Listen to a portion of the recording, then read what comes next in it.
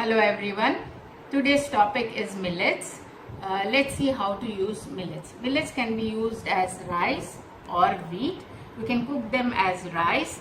You can make flour like you make for wheat and use them for making dosas or rotis. Of course, you have to standardize the recipes. Now let's look at the nutritive value of cereals and millets. If you look at protein, the average content is about 9%. If you look at carbohydrate, in general, millets have little lower amount of carbohydrate. If you look at fat, except quinoa, the others have less content of fat. When you come to fiber, cereals are not great sources of fiber. Millets have little more fiber compared to cereals.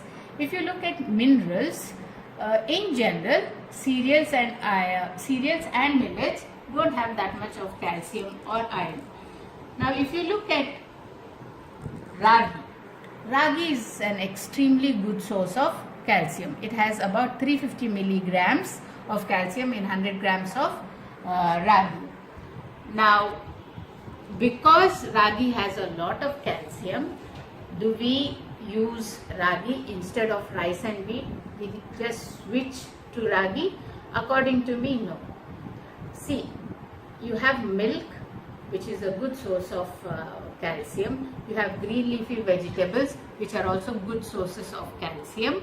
And according to me, you should never bank on one food to get any one nutrient.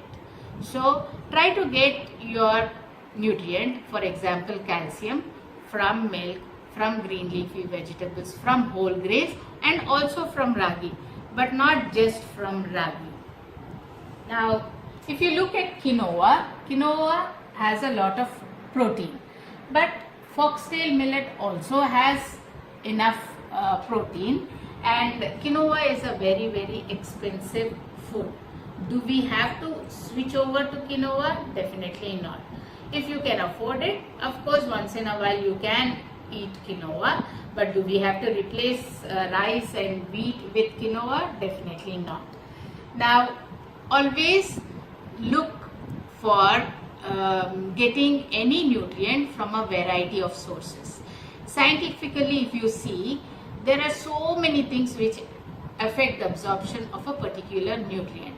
The pH or the amount of fiber that you eat. So many other things affect the absorption of one particular nutrient. So if you want to go into all those details, it becomes very complicated. The best sensible and affordable method is try to get nutrients from several sources of food. Eat plenty of vegetables, eat fruits, eat different types of cereals, eat different types of millets. Use millets maybe to make a snack or a breakfast item, but do not replace anything with one particular food item.